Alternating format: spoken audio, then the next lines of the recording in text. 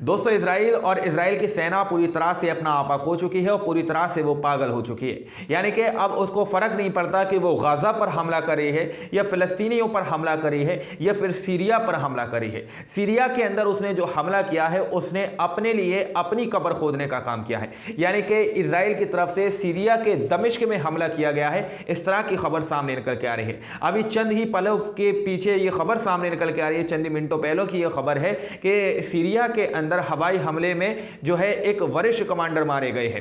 लेकिन दोस्तों अभी की वीडियो के अंदर मैं आप लोगों को एक बड़ी खबर यह बताऊंगा कि इजराइल किस तरह से अपनी कब्र खोद रहा है। वहीं पर गजा के अंदर एक बड़ी तस्वीर सामने निकल कर आई है जहां पर एक बहुत बड़ा करिश्मा हुआ है, जिसको देखकर इजराइल की सेना और इजराइल का बेंजामिन नेतन्याहू शायद ये सोचेगा कि आखिर फिलिस्तीनी और फिलिस्तीनियों के गजा के अंदर के जो लोग हैं उनका अल्लाह से क्या ताल्लुक है, गॉड से क्या ताल्लुक है। इस तरह की बातें पहले इजराइल की सेना की तरफ से कही गई है कि उनको गॉड की तरफ से ताकत मिलती है। लेकिन दोस्तों आप लोग स्क्रीन पर रिपोर्ट देखिए कि इजराइल किस तरह से अपनी कब्र खोदने का यहां पर काम कर रहा है। आप लोग देखिए, इजराइल ने सीरिया में IRGC के एक वरिष्ठ कमांडर को निशाना बनाया। यह इंग्लिश में है, मैं उसका हिंदी का अनुवाद आप लोगों को यहां पर करके बता रहा हूं। दमिश्क में इजरायली हवाई हमले के दौरान IRGC के एक वरिष्ठ कमांडर सैयद रजी मौसवी शहीद हो गए। इजराइल ईरान से प्रतिक्रिया भड़काने के लिए कड़ी मेहनत कर रहा है क्योंकि IDF गाजा में प्रतिदिन अपने लोगों को खो रही है। इजराइल की सेना जो गजा के अंदर लड़ रही है वो प्रतिदिन अपनी सेना को खोने का काम कर रही है। लेकिन इजराइल पूरी तरह से ईरान को जो है भड़काने की कोशिश कर रहा है, ईरान के लिए इस तरह की प्रतिक्रिया दे रहा है कि ईरान भड़के और ईरान इजराइल पर हमला करे। तो फिर इजराइल के संग में और दूसरे देश जो हैं इजराइल का समर्थन करते हुए, जिस तरह से अमेरिका जो साजिश रचने की कोशिश कर रहा है तो वो अपने मंसूबों में पूरी तरह से कामयाब हो जाए, इसलिए उसने सीरिया के दमिश्क में हवाई हमला जो किया उसकी चपेट में एक वरिष्ठ कमांडर आकर शहीद हो गए। लेकिन दोस्तों वहीं पर तालिबान की तरफ से बड़ा बयान सामने निकल कर आया है। तालिबान के FM मुत्तकी की तरफ से यह बड़ी खबर सामने निकल कर आई है। उन्होंने साफ तौर पर अपने एक बयान में एक बात कही है, एक मीटिंग के अंदर मानव अधिकार, मानवीय मूल्य, स्वतंत्रता और न्याय की बात करने वाली दुनिया गाजा में हो रहे क्रूर नरसंहार को देख रही है।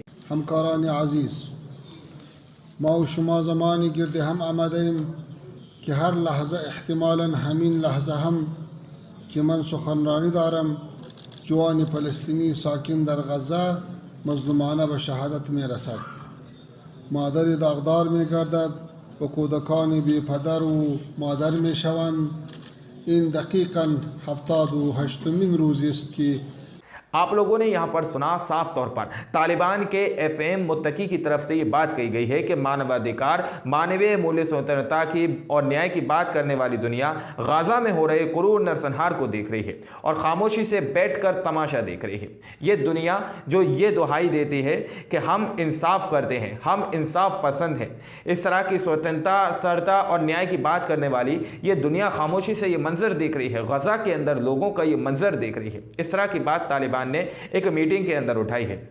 और वहीं पर इजराइल का बेंजामिन नेतन्याहू ने जो बात कही थी 7 अक्टूबर के बाद, उस पर जो हमला किया गया था कि 7 अक्टूबर के बाद हमास को हम चुटकियों में मिटा देंगे, लेकिन अब वही इजराइल का बेंजामिन नेतन्याहू ये बोलने पर मजबूर हो गया है कि नेतन्याहू बोल रहा है कि गजा में युद्ध लंबे समय तक जारी रहेगा और इसका कोई आसन्न अंत नहीं होगा।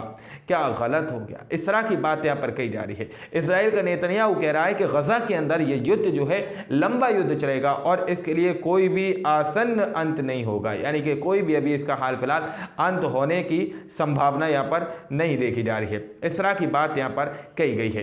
लेकिन दोस्तों वहीं पर जिस तरह से ईरान को जो भड़काने की कोशिश कर रहा है और इसने सीरिया की दमिश्क के अंदर जो हमला किया, हवाई हमले के अंदर जो वहां पर एक वरिष्ठ कमांडर मारे गए हैं, तो अब बात यह की जा रही है ईरान को जो है एक बड़ा मौका मिल चुका है कि इजराइल के जहाजों को वो अपना निशाना बनाए। आप लोग स्क्रीन पर यहां पर रिपोर्ट साफ तौर पर देख सकते हैं कि यह खबर दी जा रही है कि ईरान को यह साफ तौर पर मौका मिला है कि उसने जो सीरिया पर दमिश्क में हमला किया, तो अब ईरान अगर चाहे तो इजराइल के शिपों को अपना निशाना बना सकता है। ये उसके लिए एक बड़ी अपॉर्चुनिटी है और यही चीज़ जो है इजराइल ने अपने लिए कब्र खोदने का काम किया है।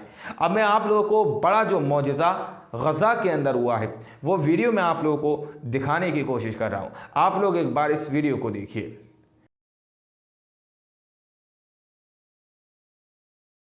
वीडियो के अंदर आप लोगों ने साफ तौर पर देखा कि किस तरह से यहां पर एक शख्स कब्र के अंदर है। यह बताया ही जा रहा है कि 18 साल बाद यह कब्र को खोला गया है, यानी कि इजराइल के एक हमले में 18 साल बाद यह कब्र खुली है। स्क्रीन पर आप लोग रिपोर्ट देखिए, दावा यह किया जा रहा है कि ये शहीद हैं जो 18 साल पहले यहां पर इनको दफन किया गया था। स्क्रीन पर रिपोर्ट देखिए, 18 साल बाद शहीद की लाश सलामत। गजा के शुजाइया मोहल्ला के शहर शुजाइया ब्रिगेड सहयूनी फौज को दिन में तारे दिखा रहे हैं। यहाँ एक कब्रिस्तान मकबरा तवानिस में कई शहीद जो हैं दफन है। उनमें एक वलीद आबिद भी था जो 18 बरस कबल काबिज दरिंदों के साथ मुसलहा तसादुम में शहीद हुए थे। ये 19 जनवरी 2005 की बात है। इत्तेफाक से इस दिन यौम आरफा था। 6 घंटे मुसलसल दुश्मन के साथ डटा रहा और बिलाखिर जाम शहादत पी लिया। 18 साल बाद जब उसकी कब्र खुल गई तो देखा कि जिस्म जूं का तो सलामत है और जख्मों से खून भी बह रहा था। गोया 18 साल पहले नहीं, ये आज ही शहीद हुए हो। फ़लस्तीन शोहदा के साथ पेश आने वाला ये कोई पहला वाक़या नहीं है। उससे पहले भी कई शोहदा की लाशें बरसों बाद कब्रों से सही सलामत निकाली जा चुकी हैं। इस तरह की बात यहाँ पर कही जा रही है। दोस्तों आप लोग यहाँ पर समझ सकते हैं कि 19 जनवरी 2005 की ये बात है। उस वक्त ये शख्स जो है दुश्मनों से हाथापाई कर रहे थे, लड़ रहे थे और बिलाखिर इन्हों को शहीद कर दिया गया। आप सभी को पता है कि फ़लस्तीन और इजराइल का मसला ये बहुत पुराना है।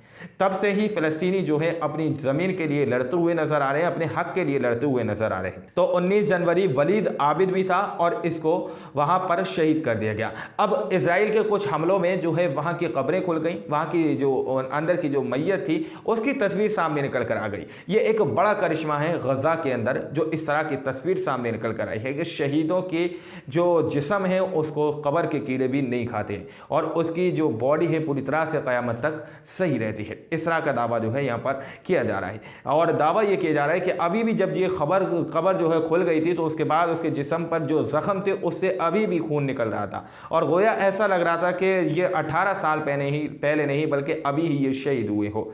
आप वलीद आबिद अभी ही शहीद हुए, इस तरह की बात यहाँ पर कही जा रही है। तो ये गज़ा के अंदर बड़ा जो है करिश्मा हुआ। इससे पहले भी बहुत सारे करिश्मे हुए हैं क्योंकि गज़ा के अंदर बहुत सारे फ़लस्तीनियों को जो है शहीद कर दिया गया था तो उनकी बॉडी के अंदर से मुश्क की खुशबू जो है गज़ा के अंदर फैल चुकी थी। खैर, अब जो इजराइल ने सीरिया के दमिश्क में जो हमला किया जिसमें वरिष्ठ कमांडर मारे गए हैं, अब ईरान को एक बहुत बड़ा मौका मिला है कि वो इजराइल के शिप को निशाना बना सकता है और इजराइल ने जिस तरह से अपनी कब्र खोदने का काम किया है। बाकी आप लोग क्या सोचते हैं अपनी राय कमेंट सेक्शन में हमें ज़रूर दीजिएगा। मिलता अगली वीडियो में, जब तक के लिए अपना ख्याल रखिएगा।